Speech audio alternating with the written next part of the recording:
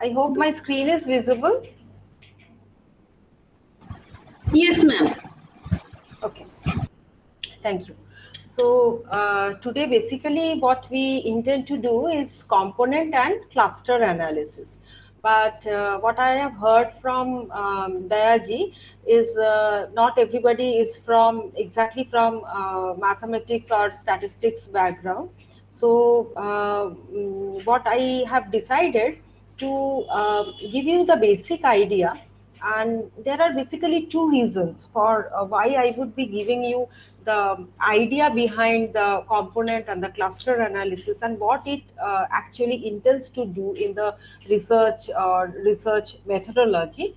uh, the first and the foremost thing is that anything, any kind of analysis what we are being doing, whether it is with the quantitative data or it is with the qualitative data, the main idea behind and why we are doing this, if it is quite clear to us, then it is always best for making use of a particular method or a particular formula or a particular kind of an analysis. The first thing is that, and the second thing is that regarding how a thing is being calculated. In today's world, we have wonderful softwares. Many of them are in fact free, in which we can do whatever we intend to do, be it very simple frequency distribution when we are dealing with the quantitative data, when we are dealing with the qualitative data.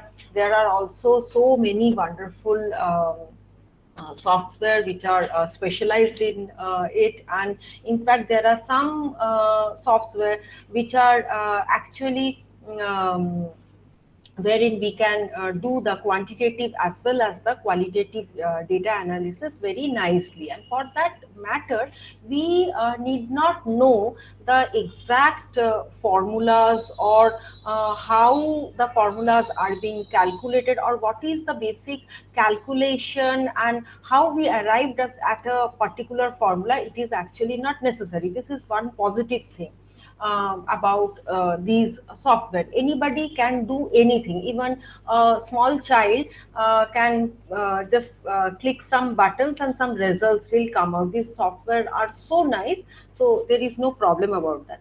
However, one word of caution is that at times it has been seen that people are using so many sophisticated statistical technique without actually understanding why they are using the particular technique in a particular circumstances. So this leads to some kinds of misunderstanding and some kinds of problem. And in certain cases, I have even faced certain good research where a particular kind of an analysis could not be used. Like for example, if we just consider a very simple kind of a regression analysis, whereas we are being doing a rigorous regression analysis and we are not checking for say multicollinearity or say heteroscedasticity. So what happens, the essence of the entire statistical analysis, it gets lost, and the data is something which we have to handle with a lots of care. It's not only the statistical analysis that one needs to know, it is also about how suitable that particular analysis is in that particular um, uh, kind of a theory that or the research that you are dealing with. That is again very very important. Now having said all this, now this component and cluster analysis which I have been asked to speak on today. So this is basically a very um, sophisticated and purely kind of a quantitative kind of a technique that is being used, and to ground it, let us just move into the very basics. To just I would be discussing a little bit about the descriptive statistics and inferential statistics, just to make my deliberation much more clear. So the thing is that whenever we have data with us, any form of data, it can be a data which is being generated in a very big statistical, say, kind of a laboratory. It can be data which has been generated through years and years of collection of data from the field, like say, you can go through NFHS data or some certain kinds of health data. Especially, we can think of this pandemic situation we are in presently facing, and this we are talking about this second wave and third wave, and this numbers going high, and lots and lots of statistics we are discussing, and this Spanish flu, which most of us were ignorant about this historical fact. It is by and by, it is again and again coming into the perspective. We are comparing it, and the thing is that why we are going back to that kind of thing. The only thing is that the numbers, these numbers are basically trying to tell a story, and we as social scientists, as statisticians, we are trying to read, or rather trying to understand what the story is all about. So any kind of data, be it a very little bit of, you can do something kind of a very intense kind of a study where you have, say, only 20 subjects, so that is again a data. You can do certain extensive kind of a survey where you have say 20,000 units you have collected data upon. You can do something over a long period of time, like longitudinal study. You can do something in a particular geographical location with a particular kind of people, like a cross sectional study, and do something comparative. So all these kinds of data emerging from the diverse kind of places, or fields, or places of experiment or research, we can see that essentially this data intends to tell a story. Now, it is upon us how we are like presenting the story. Just like a good author would make certain mundane things very like interesting, similarly it is a good social scientist, it is a good statistician who will try to bring out that story in a very interesting way in front of those who are reading or going through the particular kind of a research. So one thing is that this storytelling of the data which is actually trying to say something. What is the problem in it? The main disadvantage of statistics is you can mold the data to say certain things which say you intend to say. Okay, but in research, this is something which should not happen, which should not actually happen. In research is something like you should try to be as neutral as possible and reveal the basic facts which you are getting from the field. But with problem with statistics is that you can mold statistics or statistical analysis in a way in which you can influence the story that is being revealed by a set of data. Now, coming to the story portion, and as I was telling about, there are two basic distinctive kind of statistical analysis. One is descriptive, another is inferential statistics. Now, if we just look into a basic thing, when we get introduced by an individual, we are getting introduced to an unknown individual. So what do we look first? We just look at how the person is talking, how the person looks, is the person is looking scary. We actually try to make certain judgment based upon how is the appearance of that particular person. Similarly, in statistics also, it is the descriptive statistics which gives you the basic nature of any kind of a data, like very basic things, mean or the central tendencies, like what is one average value through which you can have an idea of the entire data set, like standard deviation, how scattered the data set is, like skewness, how symmetrical the data set is, like kurtosis, the pictedness of the data. So these are the basic things which describes a data, and there are various way we can put the data in an interesting way. We can make tables, we can make charts, we can make interesting graphs, and in any good research paper we can see that initially from the very beginning we generally have a paragraph or two where we describe the statistical data or the data which we are dealing with. Now, when we are essentially doing research, we have to come out of this descriptive statistics and we have to rely a lot upon inferential statistics. Why it is so? Because it is the motto of the research is to bring out new facts and to interpret a particular situation in a new light. And when you are interpreting something, when you are inferring something, essentially what you are doing is inferential statistics. And when you are doing inferential statistics, there are many things. I suppose you have gone through some of it in the various classes that you are being attending.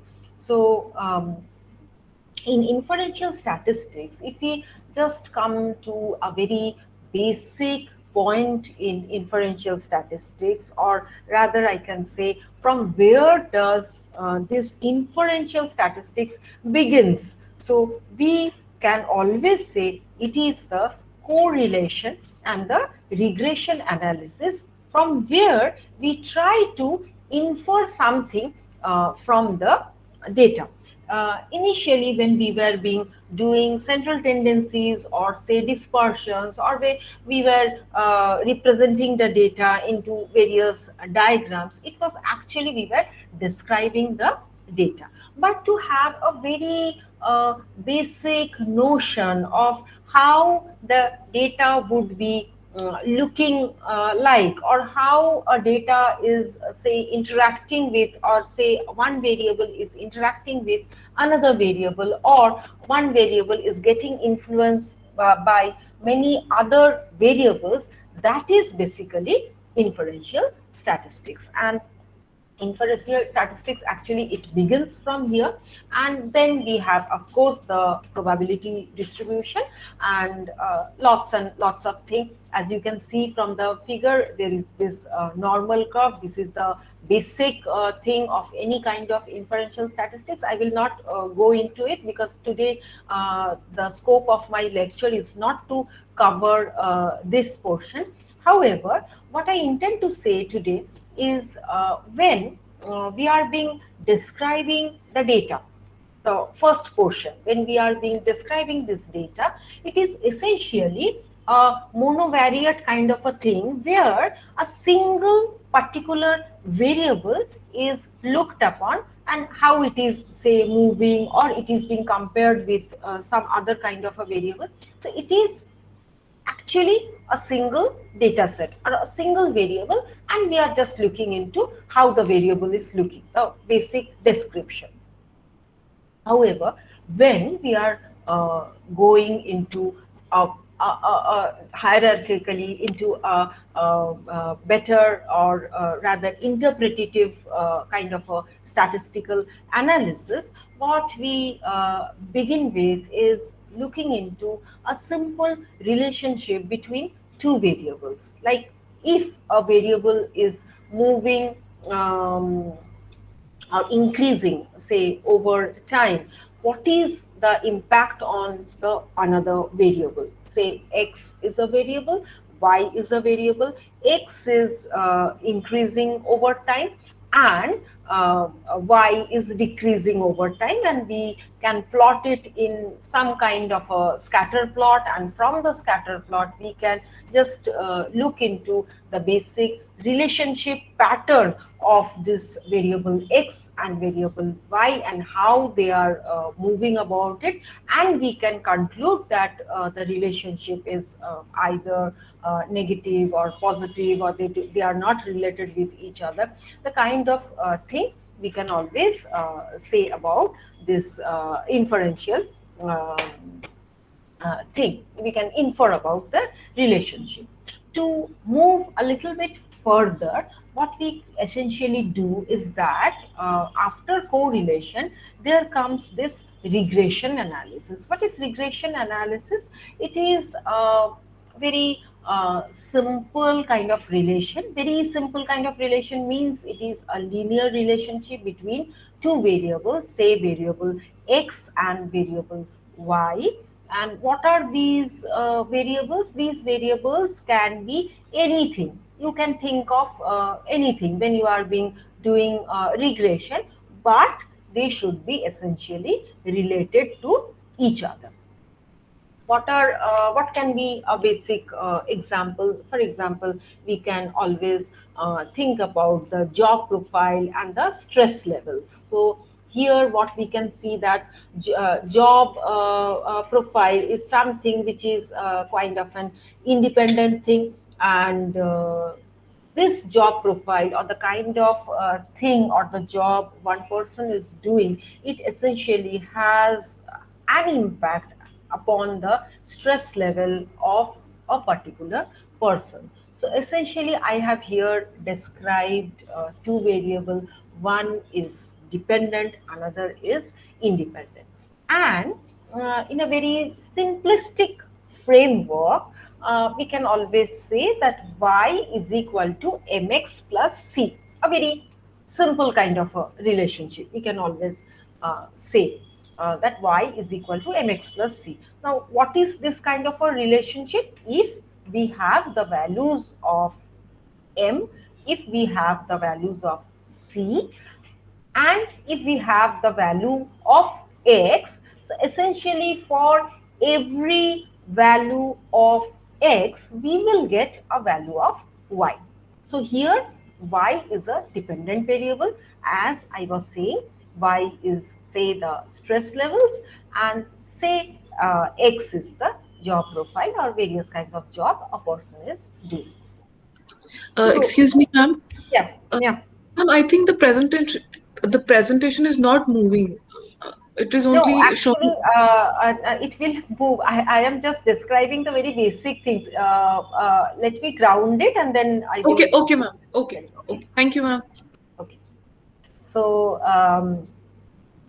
the thing is that in this kind of a particular kind of a setup, if we can just look into that how two variables are related, the thing is that if somehow we can calculate the values of m and the values of say c, just a minute, let me write, then maybe it will be much more easier.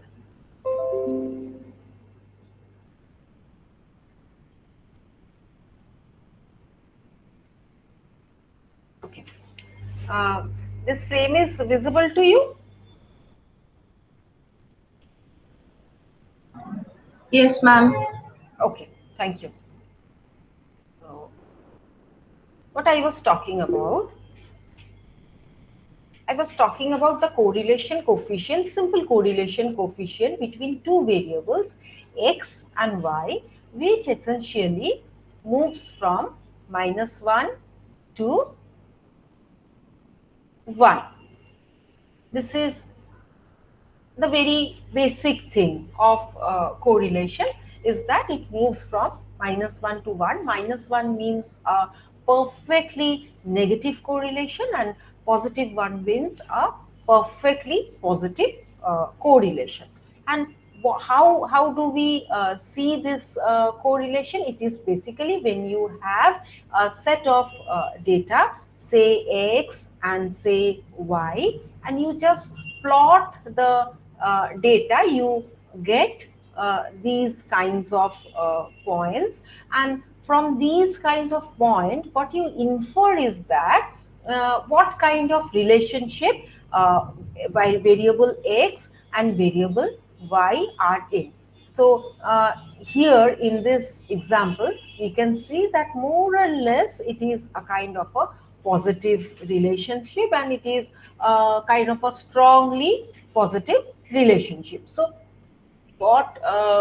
so this is not actually descriptive, this is actually you are inferring. You are inferring means you are interpreting the sample that you have collected, that how these two variables are related to each other, and you can in fact through looking into the normality of the distribution, or you can generalize your finding for a greater population.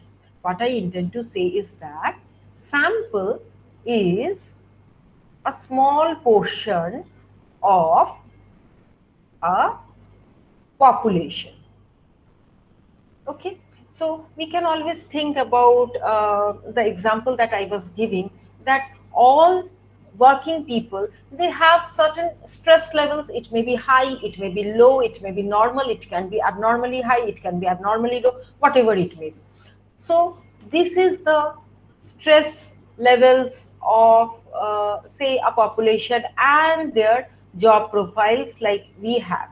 But we cannot collect the entire data set. So what we have done, we have taken a slice of this data set, and based on it we have first calculated the correlation coefficient R, and then we try to look into the kind of relation that I was talking about, y is equal to mx plus c. This kind of relation we were actually talking about.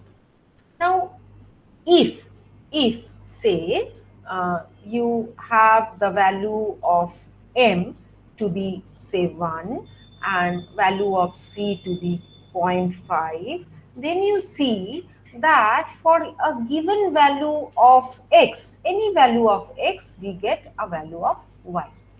And here, this is the beauty of regression analysis, is you can go beyond your data set. How you can go beyond your data set? You have been given a certain kind of job profile. Now you can always predict that a kind of job profile um, which is beyond the purview of your research, you can put that value, and for that value you can get a value of y. So essentially what you are doing, you are predicting the value of y, something which is unknown. You are looking into, going into that terrain. So this is very important when we are considering the inferential statistics. So this is the very basic thing. If we come to the very essence of inferential statistics, and for that matter we can always look into why this type of statistics is needed. Now let us do a little bit of brainstorming let me see that is my class sleeping, or they are actually going through the lecture. So let me ask you a question. Say we would like to know how many university students experience high stress levels. How many university students experience high stress level? What kind of statistics it would be? Descriptive or inferential? What do you feel? Descriptive. Yes. Why do you feel that it will be descriptive? Because it is only to collect the data about how many students, who of them are experiencing high stress levels. Exactly, exactly. What I was talking about, that you can easily show the it through a basic diagram, and more so you can always say that this is the mean stress level and this is the SD of the stress level. So it is essentially descriptive statistics. Thank you so much. And next, we would like to know whether female students experience high stress level than male students. What kind of statistics it would be? Inferential. Why do you feel that it will be inferential statistics? Ma'am, it's because it's talking about the whether the female students are experiencing more stress levels than the male students.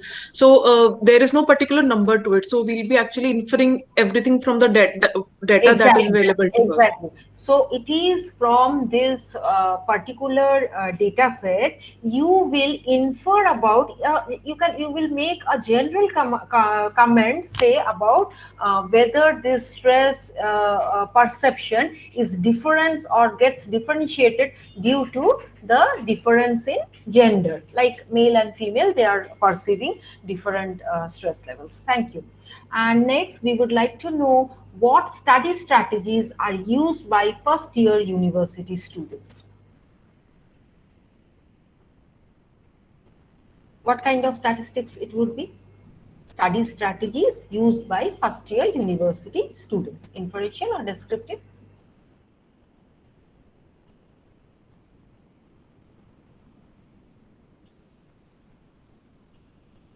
Hello, ma'am. Yes.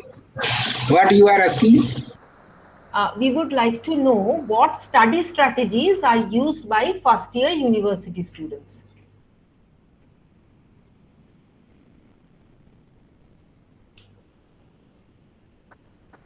Ma'am, Is my descriptive. uh, yes, descriptive. Is my screen visible? Yes, ma'am. Yes, ma'am. Visible. Okay. All are descriptive. But, ma'am, here a Yeah. question. There is can we different that descriptive statistics is different and inferential statistics are different. And sometimes we are going both along with descriptive statistics or inferential statistics. Ma'am?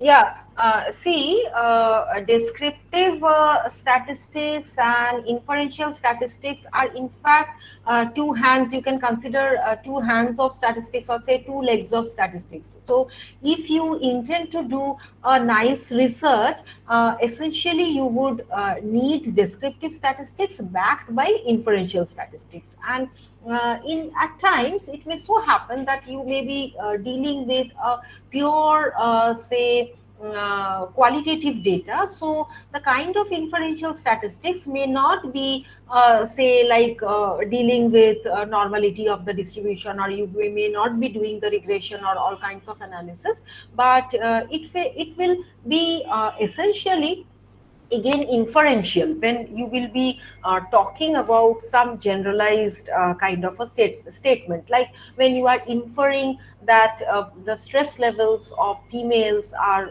say higher than the males, like you are making this kind of comments, then you are actually making a comment about the general population. Here it is like male and female students you are making that comment about, but you have collected a little bit of data on a particular from say particular university or particular colleges or some of the colleges, and you are inferring about the entire population. So that is very important.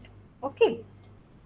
Now, we would like to know what study strategies. Yes, study strategies are just descriptive statistics. You are not inferring anything from the study statistics. Now, the last question is, is it clear to you? Your question is answered? Yeah. Okay. Got it. Okay, thank you. So next is we would like to know whether there is a relationship between university students' study strategies and their academic results. So what kind of statistics it would be, descriptive or inferential? Descriptive.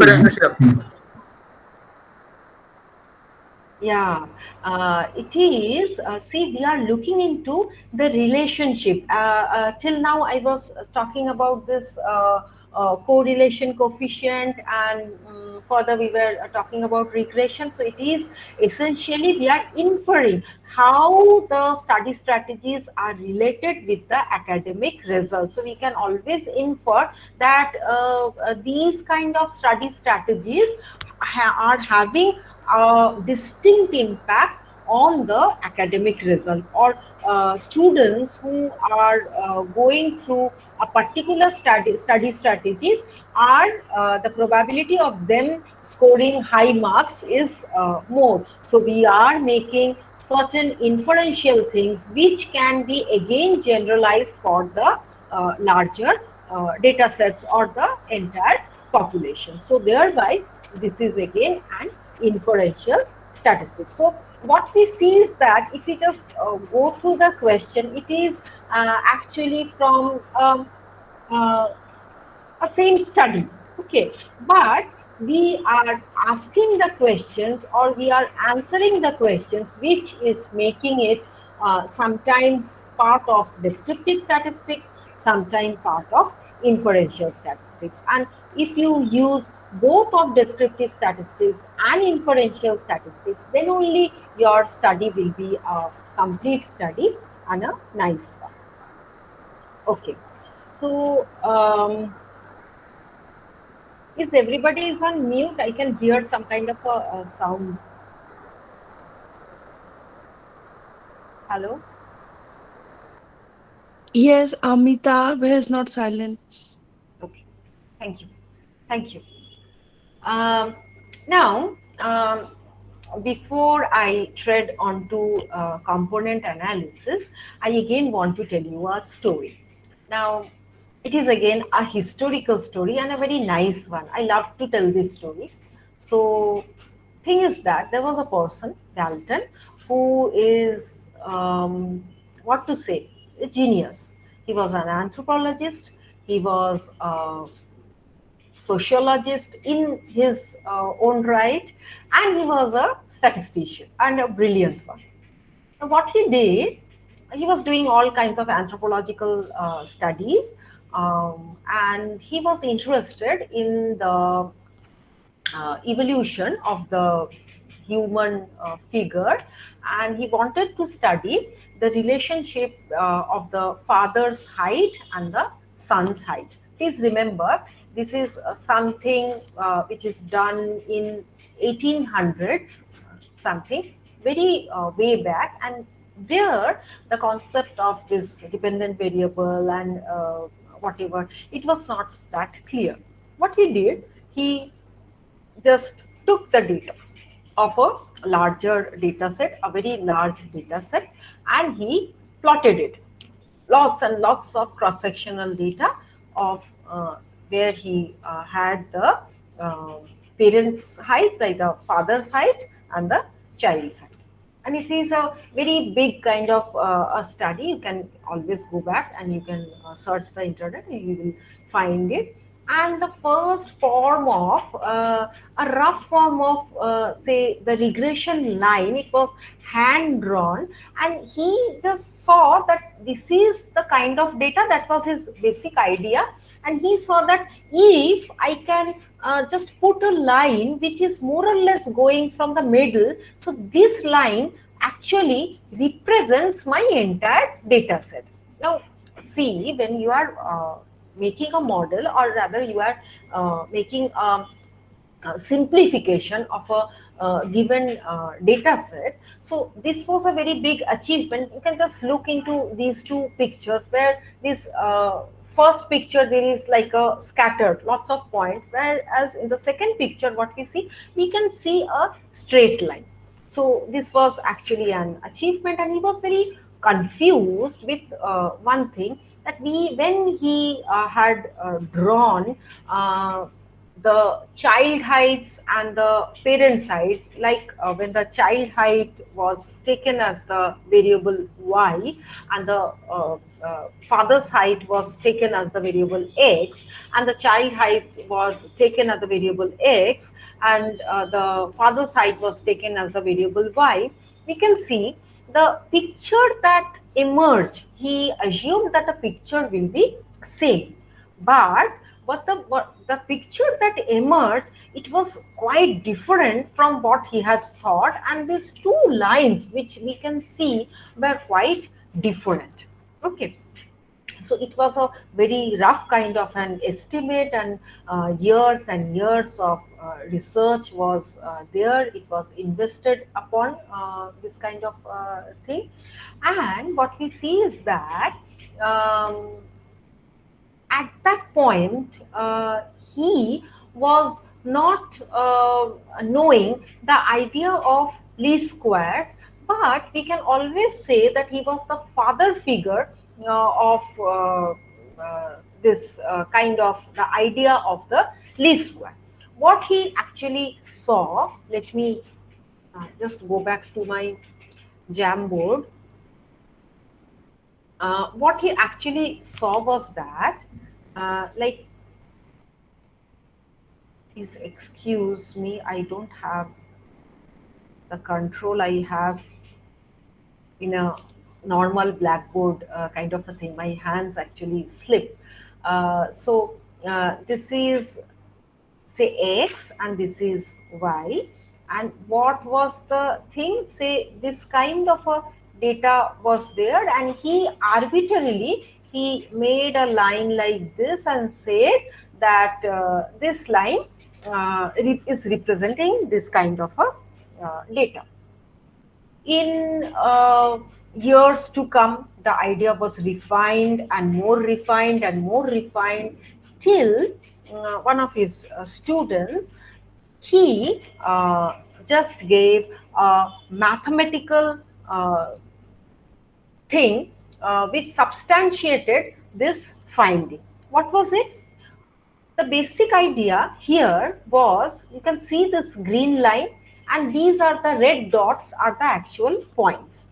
Now, the green line is basically estimating the red dots. However, what we can see is that, see, this is the deviations from the lines, or we can always say that these are the errors, which, say, at this point, say this blue point, here the error is this much, here the error is this much. So the idea was, what line you can use. This line can be like this, another line can be like this, another line can be like this. So what line to actually choose? Which line will be exactly portraying the entire data set? So what line you should be selecting?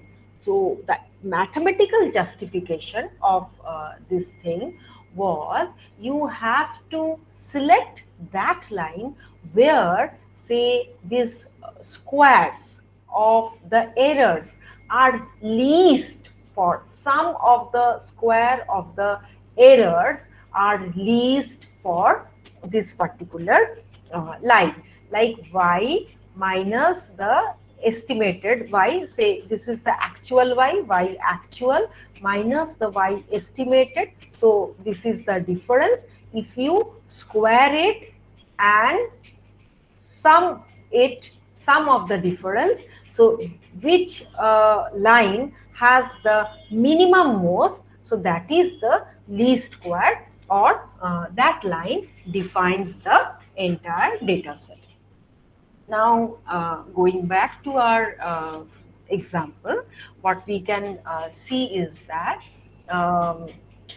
this geometry of the basic regression equation was spelled out by this genius person. However, the thing is that unknowingly the component analysis or the first seed of component analysis could be seen or found from this particular analysis. Okay, what we see is that we see, say, this is if you just consider what they had done. Remember that time. At that time, there were no such good statistical softwares, and in fact, the formula for correlation, regression, least square, it was also not developed. What they actually did, manually they were fitting lots and lots of line and trying to see which line is getting best fitted. And in doing so, they came upon a conclusion. I will be making it clear when I will be doing the principal component analysis. They came upon a thing that when various lines and their best fit are being searched upon, it actually follows a kind of a elliptical kind of a shape when you are considering all the possible kinds of lines. And which line we are selecting for the particular data? The line for which the sum of the squares of the deviation are the minimum most. So that is, say, here maybe this is the line. So you are selecting that particular line. In some other case data set, maybe this is the line, so that is the best fit, and we say that this is the least square regression. So this was the very essence of the kind of analysis, and the thing is that what we were talking till now, that this simple regression analysis, we were talking till now of the simple regression equation, like y is equal to a plus bx plus the error term.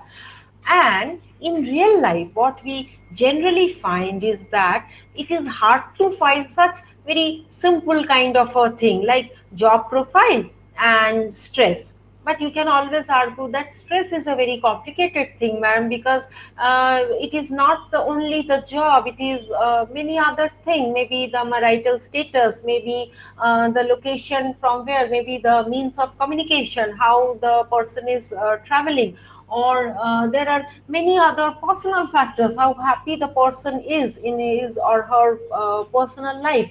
So there are so many things which are actually determining how a particular variable, say stress, will look like.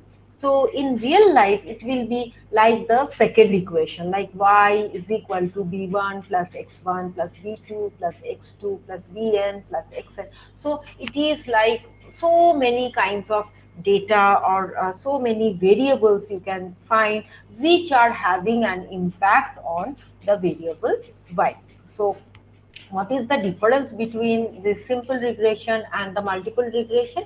The only difference is that in both the cases, the similarity is y is the dependent variable. The value of y is dependent upon whatever value x is taken. And what is the difference? The difference is that in the first case, it is only a very simple thing. It's like whatever x is doing, it is having an impact upon y. However, in real life situation, we generally do not find such kind of a situation. We find multiple variables having its impact on a single variable. So this is the crux which I wanted to reach to. This is the base where I wanted to reach, from where I will start the component analysis. So this is multiple regression we all know.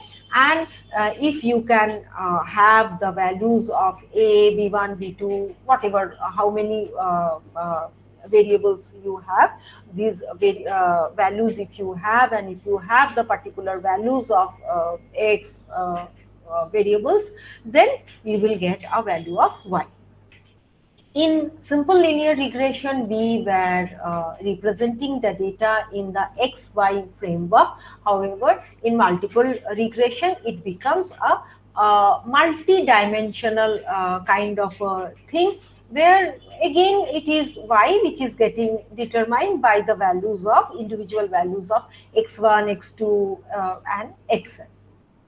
Now, in real life, when you are, say, dealing with, say, a psychological scale, there are so many of instruments, and these instruments are giving you the final value. So you can always consider it as this kind of a multiple regression thing, or you can always think of some other variables, like I was talking about stress, which is getting so many independent variables are in fact having its impact on the level of stress of an individual.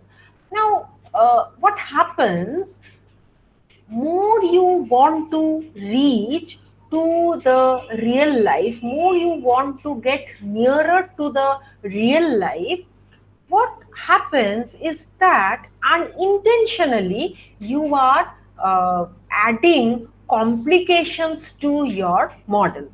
How you are adding the complications to your model? More variables you are including, it so happens that the noises in the variables, they increase so much that the robustness of the relationship between two or three variables, they do not become, the line becomes a bit blurred and hazy, where the interpretation of the results that you have got, you are getting difficulty in doing so. For example, I will share with you a very practical experience. Like recently, we have one student who had done her PhD on the various kinds of stigma and social kind of perception, psychological trauma that leprosy patients have to face. Now, what happened, we had done certain multiple regressions where we had tried to look into the stigma being conditioned by the various kinds of scales and their self-esteem and various kinds of psychological things. And in doing so, the results we got is quite a blurred kind of a thing, because when we were considering so many variables, the noises in the variables became so high that the purity of the relation, it got suppressed. So this is not the intention when you will be doing the regression analysis. And to suppress this noise and to bring out how the variables are related with each other, and what are the important variables which are having the impact, and what are these noise making variables which are good for nothing and which should be cut out, this is basically done through the principal component analysis. Okay, so principal component analysis, or component analysis for that matter, in a very generalized sense, it gives you an idea. It actually reduces the dimension. Now, what is dimension reduction? Dimension reduction is essentially you are calculating this y. There is no problem about that. Y is being calculated. However, you see, in case of this equation, there is this x1, x2, x3, x4, and there are n dimensions. Just think of that if this n dimension can be reduced, say n here is say 20, you reduce it to 5, then it will be easy for you to interpret your data set. That is the very basic thing. If you just want to understand what dimension reduction is all about, it is making a complicated thing a bit simplified. And what is the need for this simplification? So that is the very basic question that anyone can ask. The reason for this is to obtain insights. And why are we obtaining insights?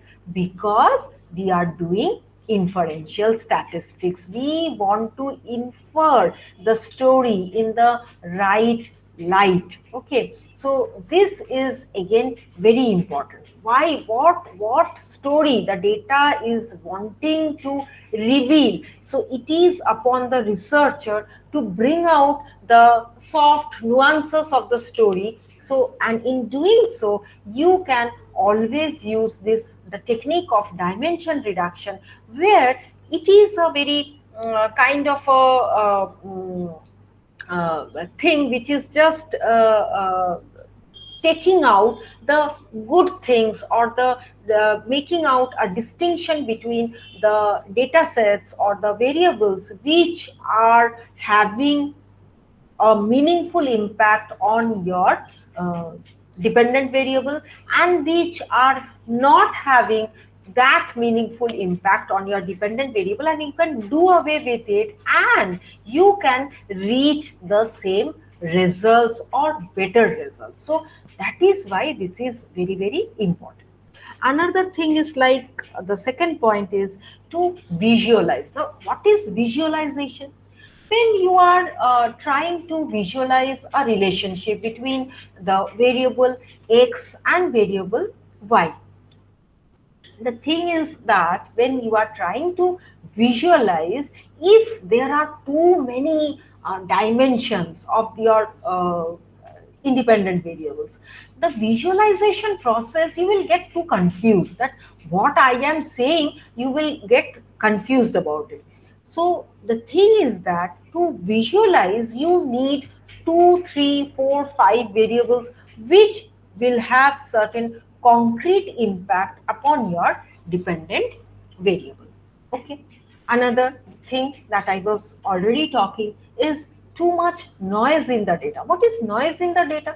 Noise in the data is the seemingly disturbances, or the kind of disturbances which lead to the low value in the these things like V1, V2 are the values are getting impacted through these variables, and what happens, the statistical significance, it gets hampered in the process. So what we are doing, we are essentially selecting, churning out the good variables and leaving the bad variables out. Okay. And the need to reduce them into the smaller set of factors, so that better representation of data is done without losing much of information.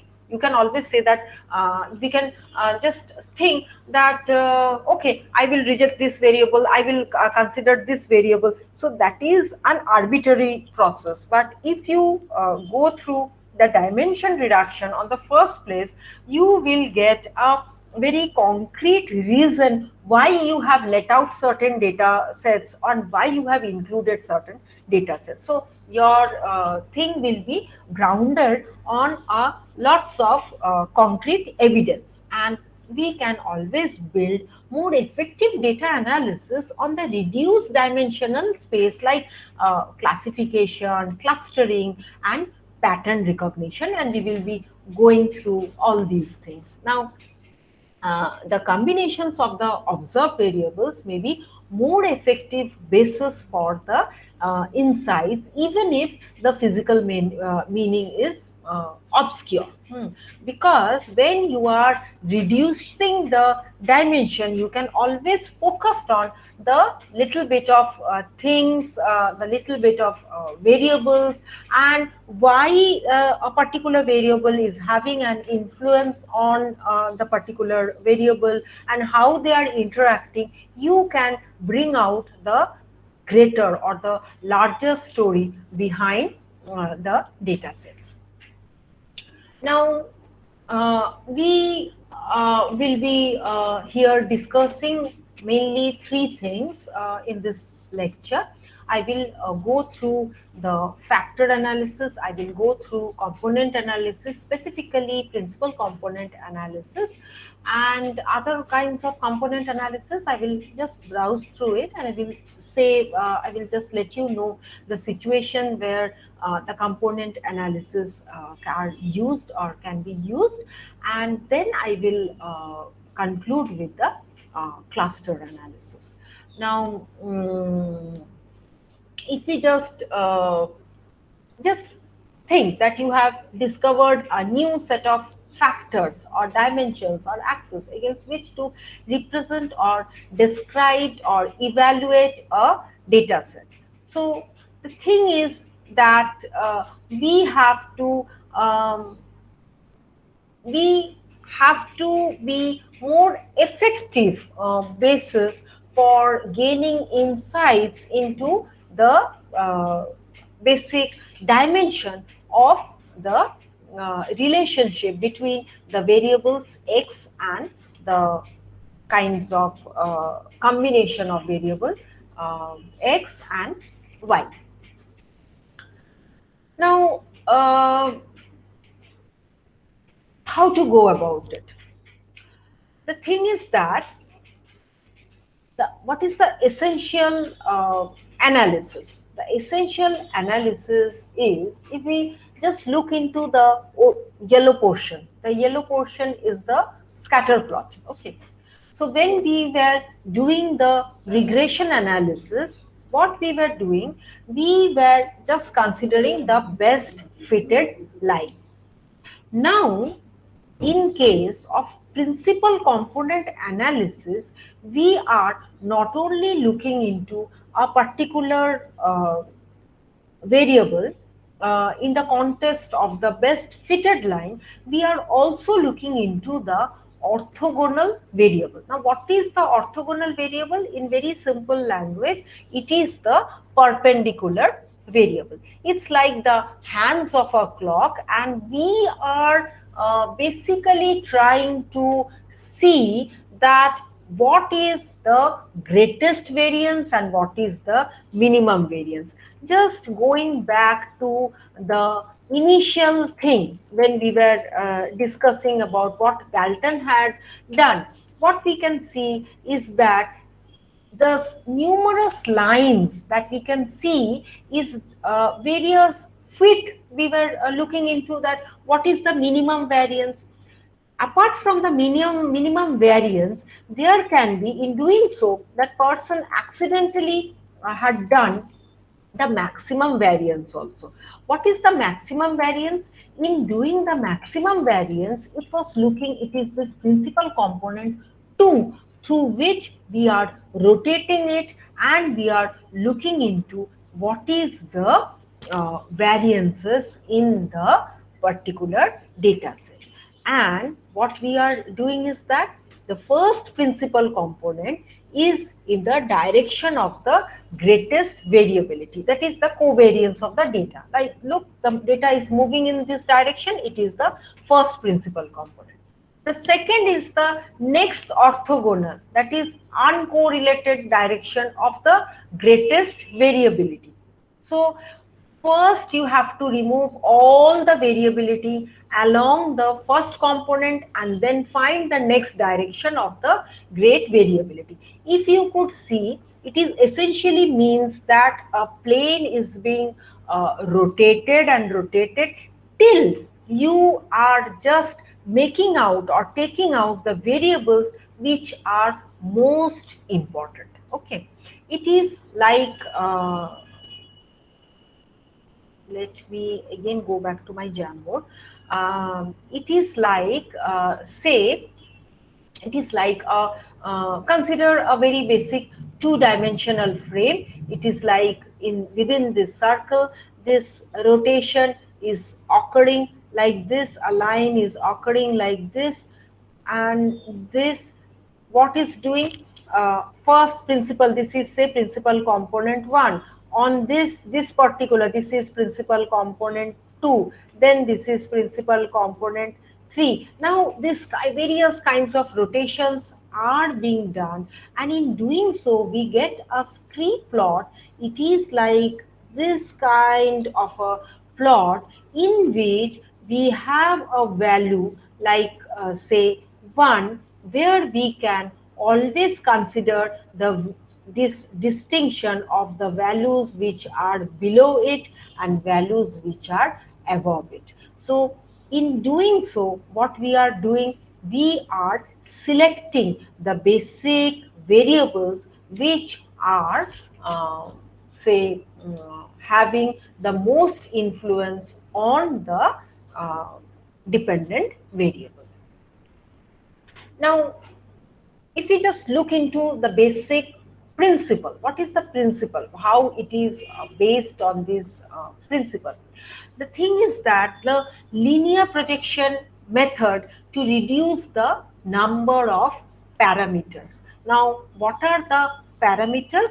Parameters are these what we had written in the equation, like B1, B2, B3, B4, whatever we were writing, these parameter reduction is being done through this particular thing. That is the basic principle you will be doing. So then transfer a set of correlated variables into a new set of uncorrelated variables. Like when we were thinking of some variables, like they were having a mild influence, but when we are rotating the factors, we are seeing that no, at a certain level these variables could be done away with. And then we map the data into the space of lower dimensionality. So from a higher dimension we have come to a lower dimension, which is easier to interpret and form an unsupervised kind of a learning situation. Now, if we just look into the computation portions, I have kept it in red. I am not going to all these details. It is not necessary. And the thing is that just in the very basic thing, think of that there is, say, X is kind of a vector which has say n dimension, which is being reduced into k dimension, and k is always less than n. Now what is n?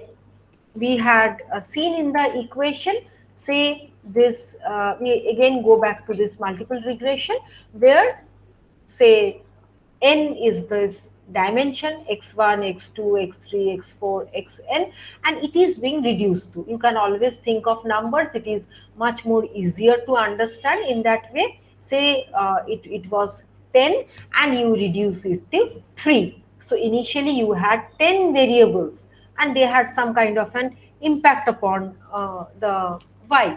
However, now you have 3 variables, so it is much more easier to understand. And why you have rejected the 7 remainder variables, why you have rejected that thing also, you can always get from the principal component analysis. In fact, if you just look into the principal component analysis thing, when you would be doing anything in the SPSS or say Jamovi, you can always find that, like you can see from this example, you will have this kind of a graph or a better scree plot you can see, and where you can see that this PC1 is very high, PC2, it is say variance, it is contributing to more than 20% of the variance, and it is PC2 is attributing to more than 15% of the variance, and then more than 10%.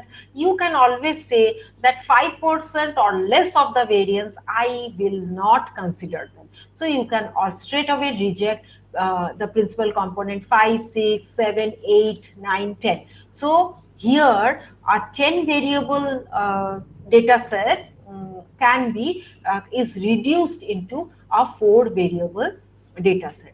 What is the beauty? The beauty of the entire analysis is that even if you are rejecting, you have rejected so many numbers, the thing is that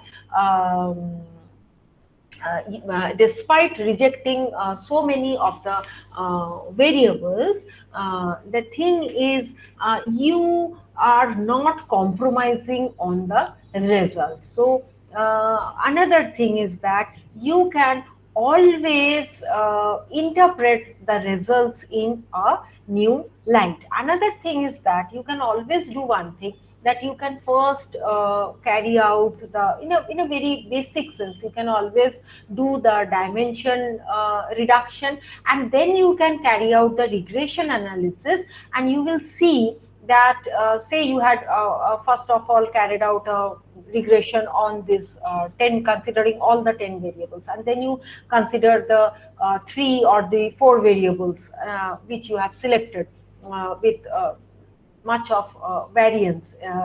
Then what you can find is that the interpretation becomes easier, and the findings of the regression coefficients, the robustness and the statistical significance of the regression coefficient, that also increases. So this is again very very important. Okay, now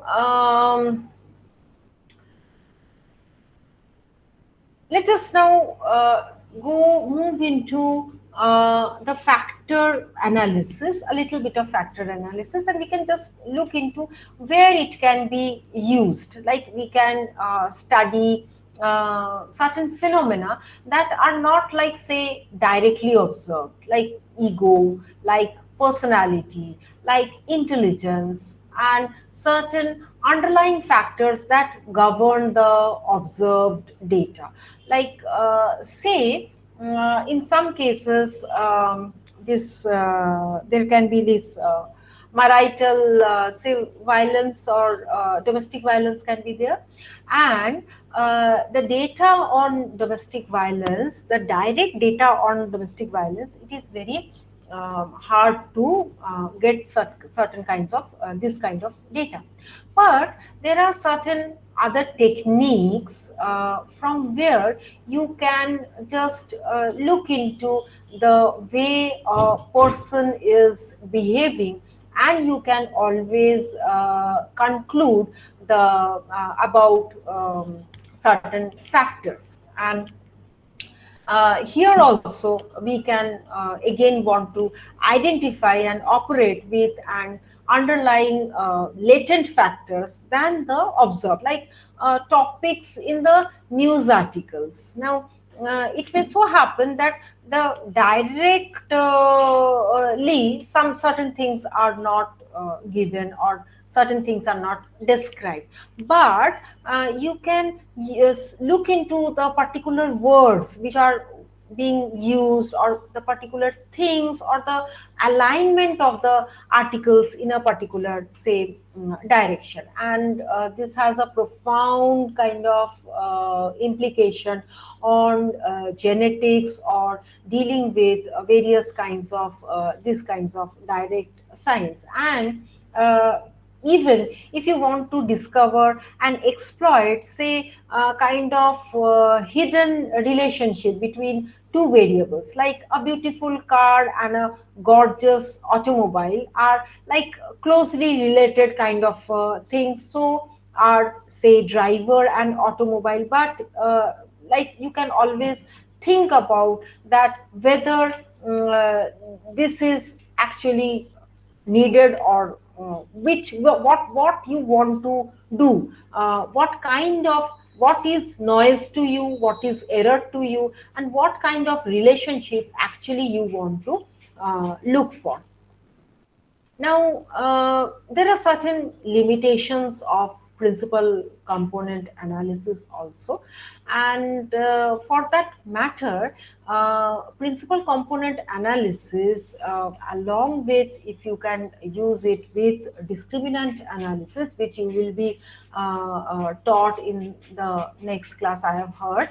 So it is always better for the interpretation of the principal component analysis. And nowadays, more than principal component analysis, there is this relevant component analysis, which is a related thing, but the dimension reductions are done in a much robust way, so that the results are mostly reliable. Not that orthogonal thing is not being done, it is much more better kind of a thing.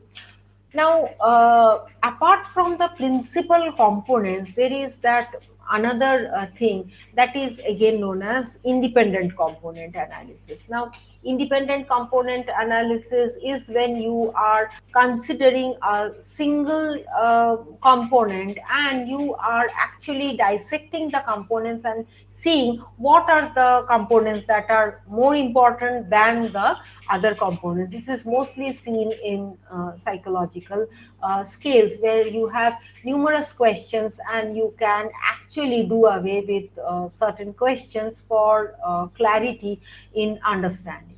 Now, another thing, one other disadvantage of principal component analysis is, again, just like correlation or regression, it is based on the assumption of linearity. Now, assumption of linearity, what it is? Assumption of linearity means it essentially assumes that any relationship between two variables x and y is essentially linear. But in real life, there are many instances where we can find that non-linear relationship can be seen between two sets of data sets, like y and x, and like it is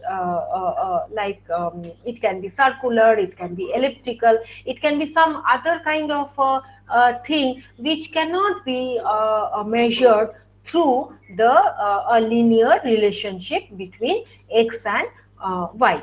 And then there are certain, again, factors. At times, it is due to the data sets that the eigenvalues, the component which actually distinguishes which to select and which to reject, there also we can find certain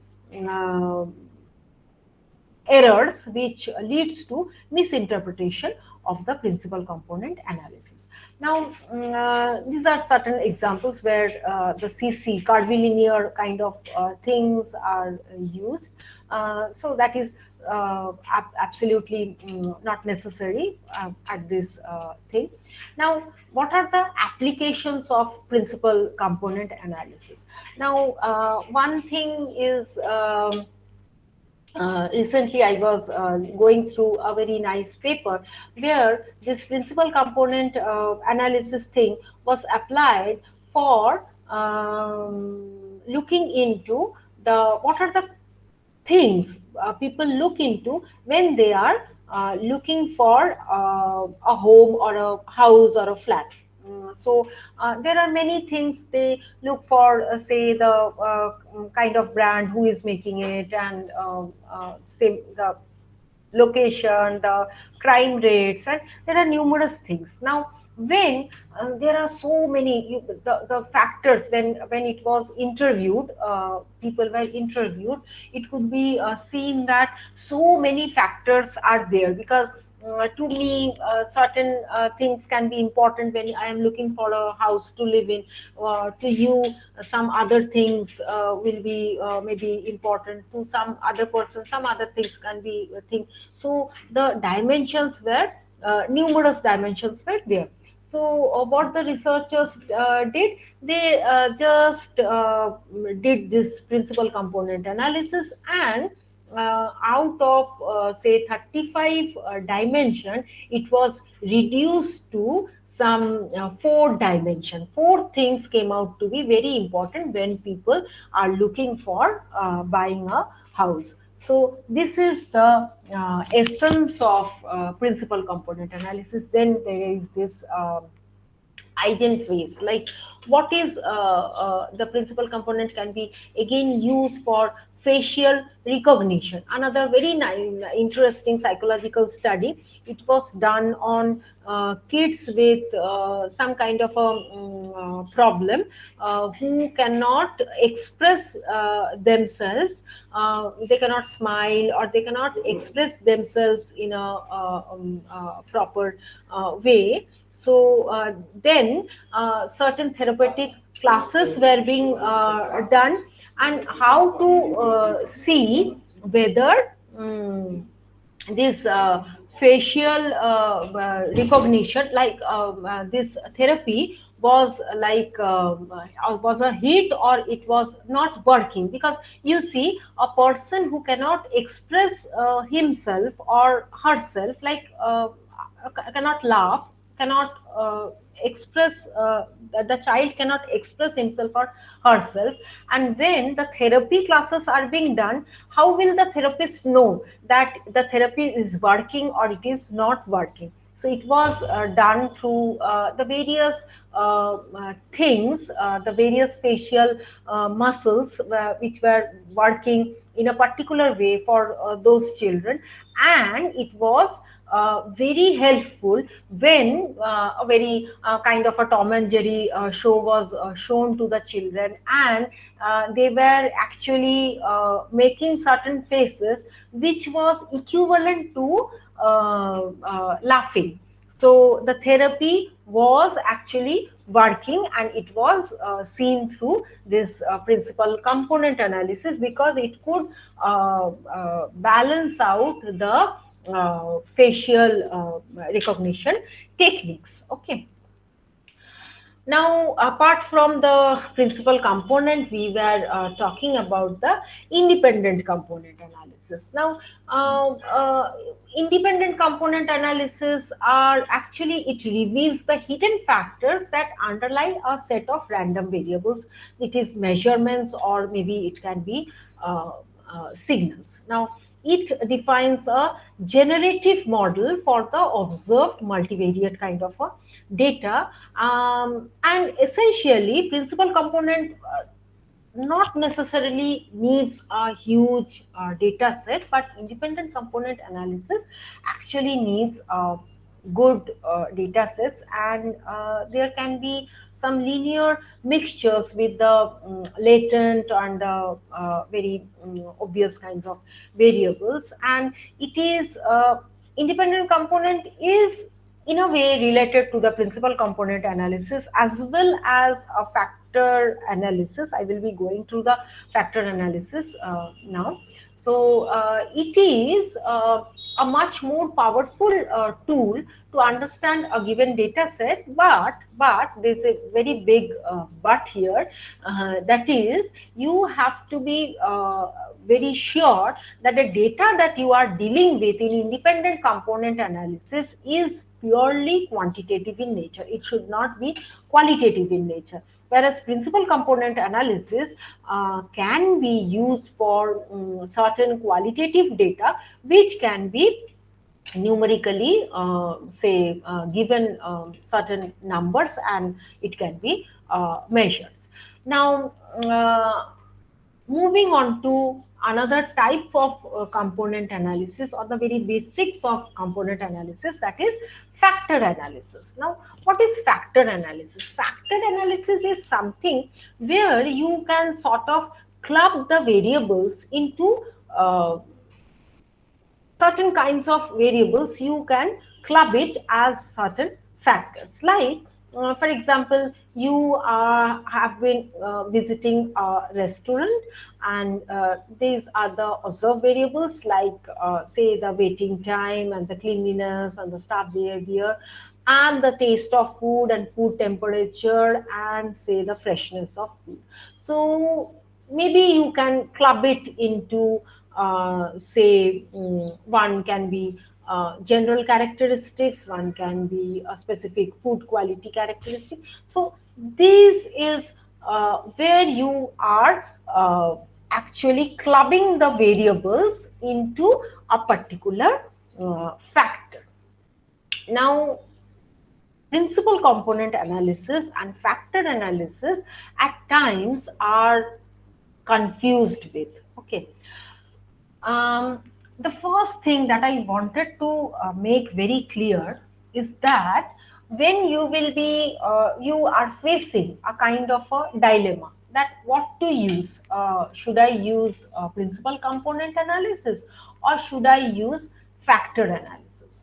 The thing is that the first thing is you must be very careful because fundamentally both are data reduction techniques and they allow you to capture the variance in the variables in a smaller data set. The larger data set to dimension reduction and it becomes a smaller. Both are usually run in statistical software using, and the thing is that the confusing thing is that if you just look into the factor analysis tables, output tables, and the principal component analysis output tables, both of the tables are actually very much similar to each other. Okay, and the steps that you take to run them, like the extraction of the factor, the interpretation of the factor, the rotation, the choosing the number of the factors or components, like setting the eigenvalue and all. So these are also more or less same. Okay. However, there are certain fundamental differences. Now, here I will be quoting simple line: the many, as we say, are seen but not known, and the ideas are known but not seen. So it's a very famous dialogue from Plato, from his equally famous book, The Republic. So many, as we say, are seen but not known, and the ideas are known but not seen. So as researchers, we essentially try to measure our constructs as best as we can. Often we see and measure the shadows of the construct. Just think of it's like people in a cave. It is from Plato only. People are sitting in a cave and there is a fire burning, and what they can see, they cannot see the original things. What they can see are the shadows of the original things, and they can make out from the shadows what the things are. It's something like this. So if we infer these constructs which are unobserved, which are hidden, or say which are latent from the data that we have collected, so it is basically the kind of factor analysis. Now, factor analysis approaches the data reductions in a fundamentally different way. It is a model of measurement of a latent variable which cannot be directly measured. Like you can always think of social anxiety. So if you deal with a person who is having a social anxiety, will the person say that, okay, I am a person with very high levels of social anxiety? No, the person will not say. But you can see that when a person is, say, stammering, a person is feeling uncomfortable going into the public, a person is not willing to socialize. So these are the indicators which will reveal whether the person is having social anxiety or it is not having social anxiety. So similarly, intelligence or anything it can be. So these are the variables. So essentially, you can always think of a rule of thumb that when you are dealing with the blurry variables, which are more prone to, say, being qualitative in nature, which have certain dimension and soft nuances and layers within it, I will say go in for factor analysis rather than principal component analysis. However, when you are dealing with data which can be assigned numerical numbers, despite being maybe be a qualitative variable, then you can safely go in for the principal component analysis. Like, for example, you have, say, the statistical scales. Maybe you are having the statistical scales, and these scales are having lots of, say, dimension, but the dimensions are, say, quite well defined, so you can always go in for the principal component analysis for the statistical dimension reduction of the statistical scale. However, when you are dealing with these kinds of variables where you can get the responses from a very latent way, not from a direct way, then you can always rely upon the factor analysis. Now,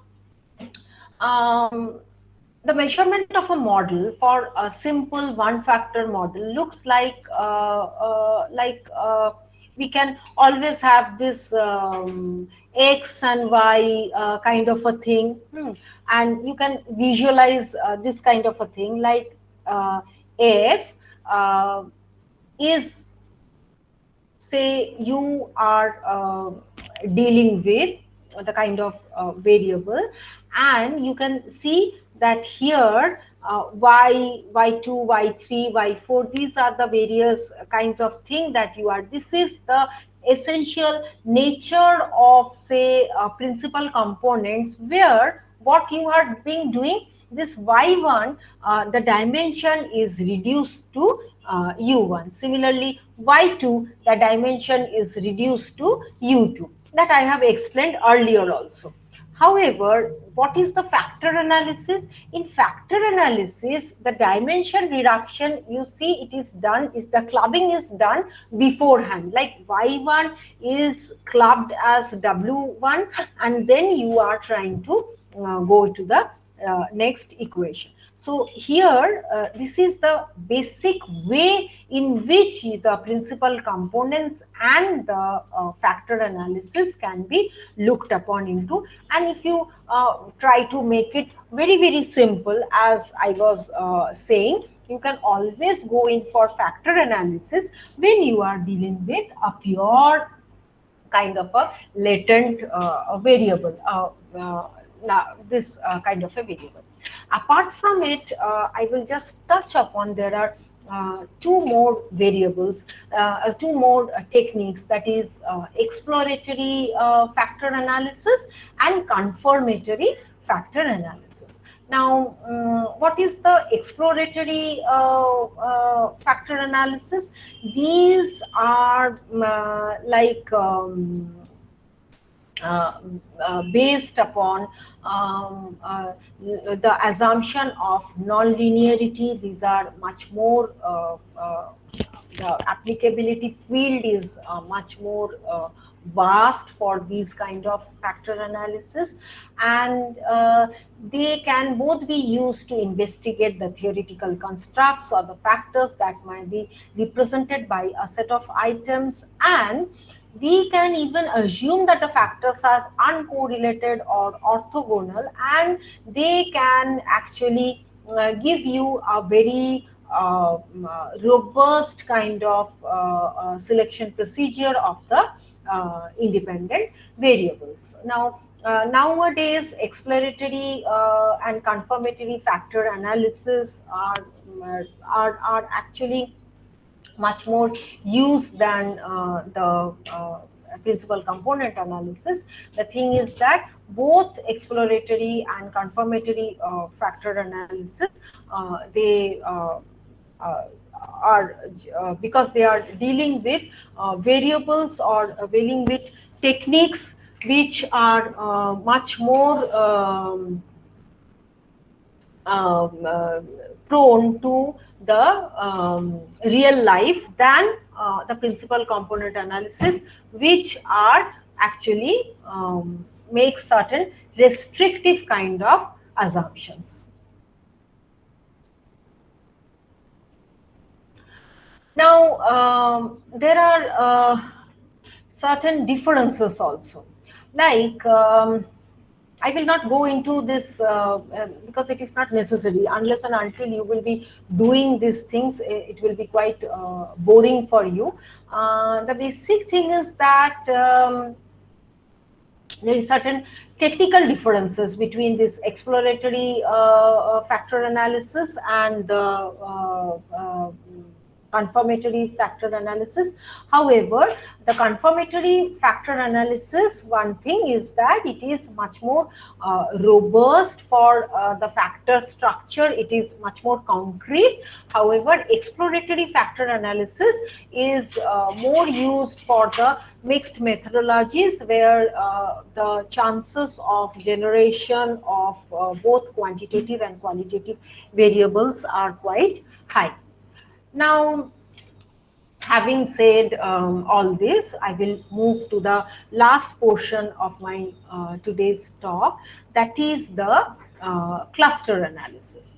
Now, cluster analysis is much more simpler task, we can always say, where we are grouping the set of objects in the same group, like a cluster. Like say when you are talking about pets, like people who like pets and people who do not like pets, so this can be two particular categories. So we can always define two clusters, and then there can be further clusters like people who love dogs, or people who love cats, or people who keep like to keep fish.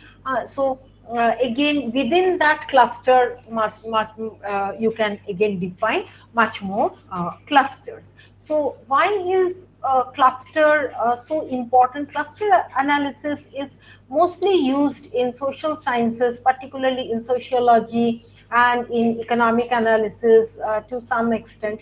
Why cluster analysis is used? Because when we see that the people, when we are essentially dealing with people, we see that people from the same cultural background or same kind of a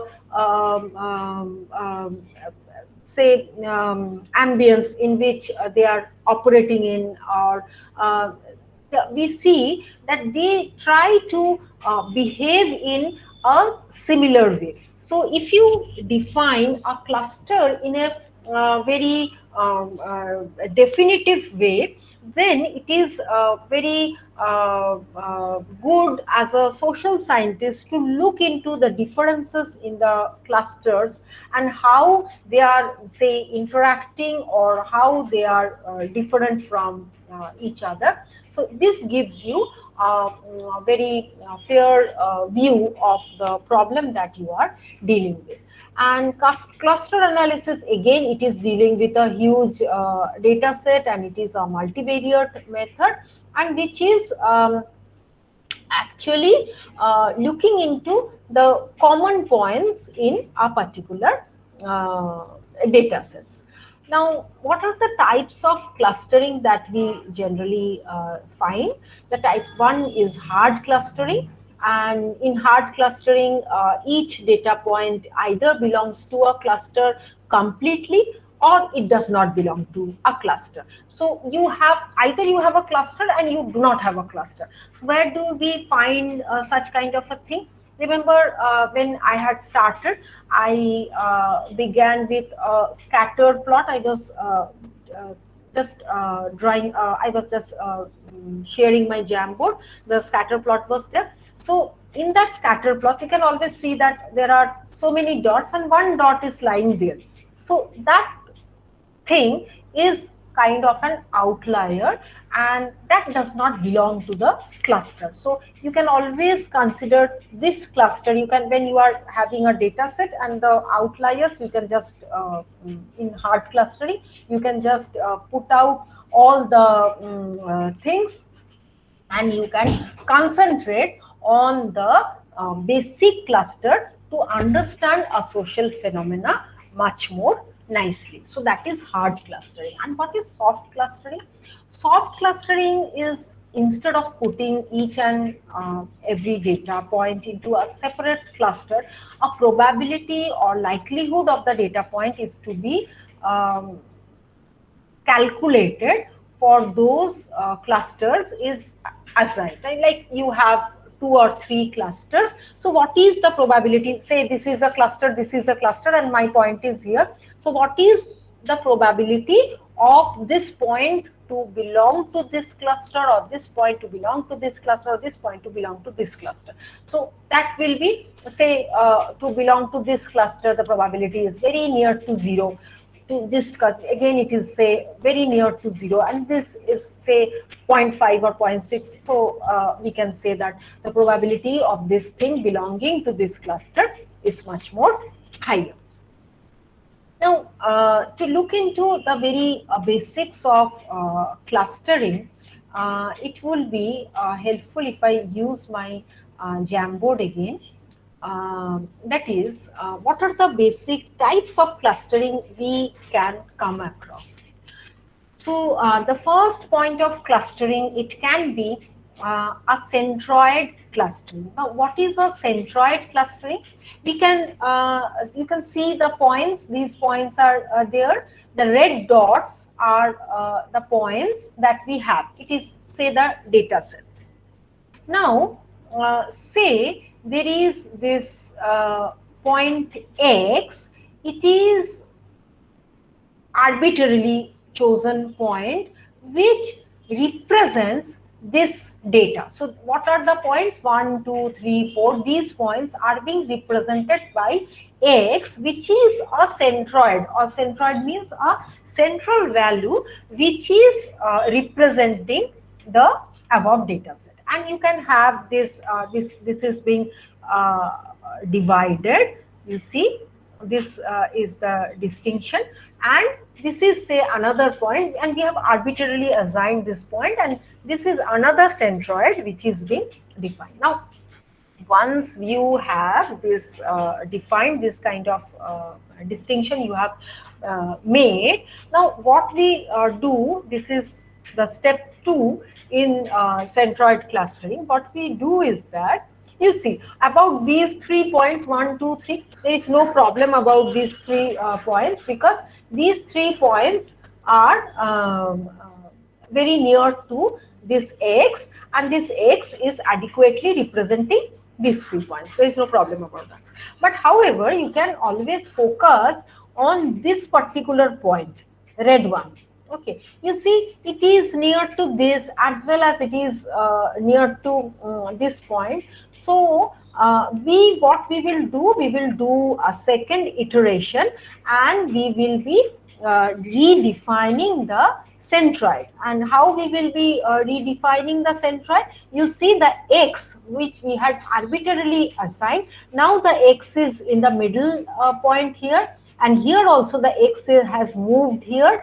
And so, because the X has moved here, this point is now belonging to the cluster 2, and previously it was in the cluster 1. So, with large sorts of data set, we will try and redefine various kinds of these centroids, and more we define these kinds of centroids, the more clear the clusters will be defining onto.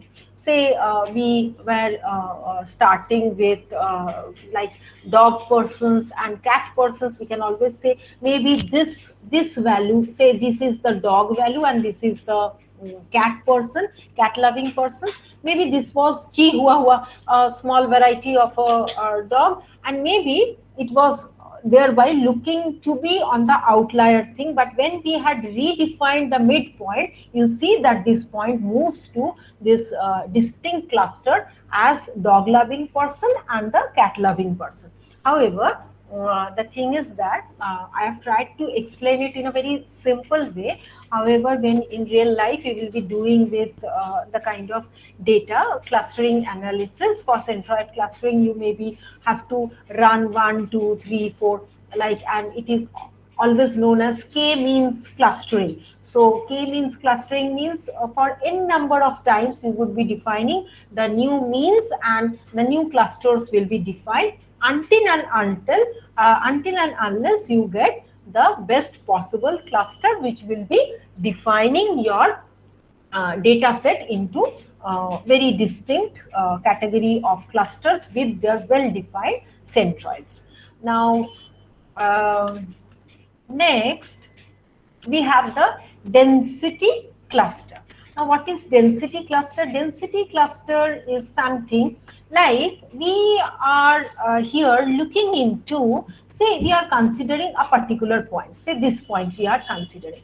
We are just looking into the points which are nearer to this particular points, and we see that nearer to these particular points, these points are defined, and then we take these points and we try to define the individual points which are nearer to this, and from this so it is like a chain reaction, and through this we see the points which are densely located nearer to each other. So say this is a kind of the points, or this is say one kind of a cluster that you can define upon this density.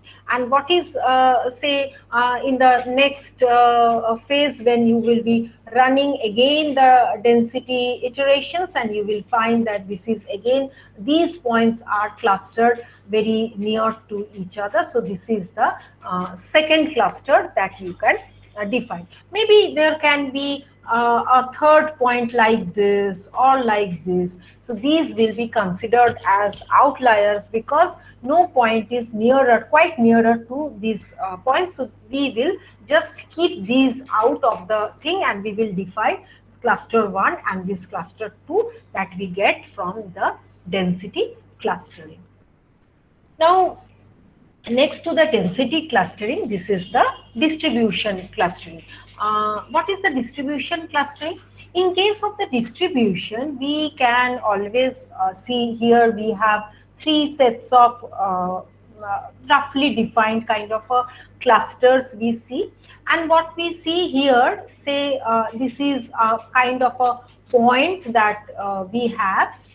So here this is a central value, and the central value is located in the middle of a distribution, and throughout the central value there is this probability of high probability, then a bit lesser probability, and then higher probability, the lower probability. These are the rings of probability of the data belonging to this particular cluster. So here we have 1, 2, 3 say clusters, and you can always consider this point. You can consider this point which is being shown here. So the probability of the point of lying in this cluster is higher than it lying in this cluster, which is or this cluster, because it is almost equal to 0.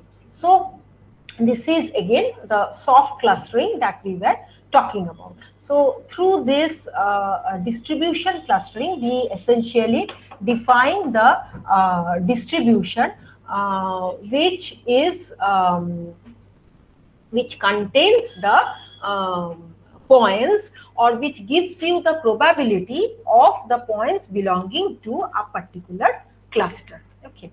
Now there is again this connectivity clustering. Now, connectivity clustering is something like it is again kind of a latent kind of a clustering. What is latent kind of a clustering?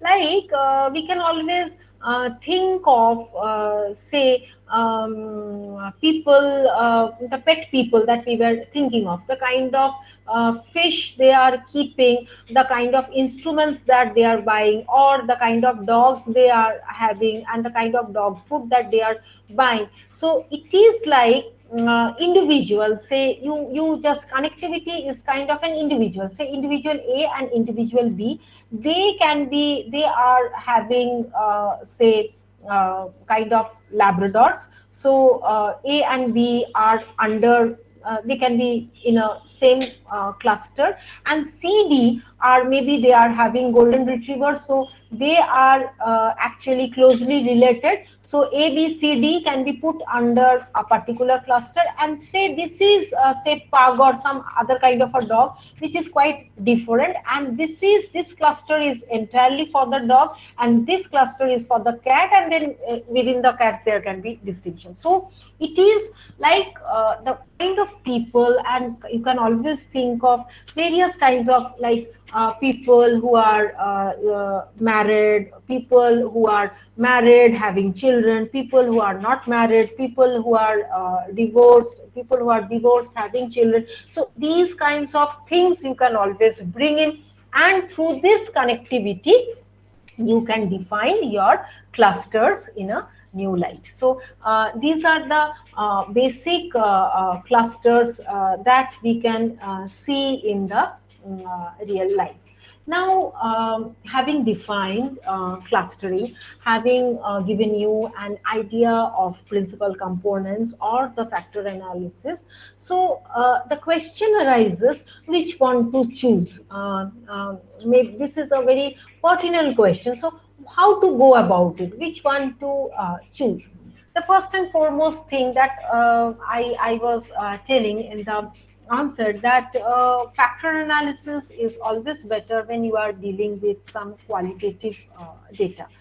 However, when you are dealing with some pure quantitative data, or a mix of quantitative or qualitative data, or a kind of qualitative data which can be expressed in numbers, then principal component analysis can be used. Now the thing is that how will you go about it? So to go about it in a nice way, you can use both principal component analysis as well as, or factor analysis, as well as in combination with the clustering. How can you go about that? The thing is, you can first define the, say, the principal component analysis. Once you define the principal component analysis, what will happen?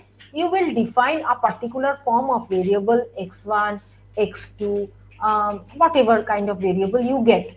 Say you initially had x1 to x10 variable you had, and running a principal component or running a factor analysis, this dimension gets reduced to x1, x2, x3. Now x1 will be a separate kind of cluster. X2 can be defined as a separate kind of a cluster, and X3 can be seen as a different cluster, and we can analyze these clusters with each other. We can compare it, we can look into the similarities, we can look into the dissimilarities, and we can reach to our conclusions. And in some cases, it may so happen that when the data cannot be quantified in a nice way, then you can always choose to cluster your data depending upon what kind of data. You can choose any of the clustering that I was discussing about, and you can interpret your results in such a way. So this is all I had to say today. Hope you could understand what I intended to say. Thank you.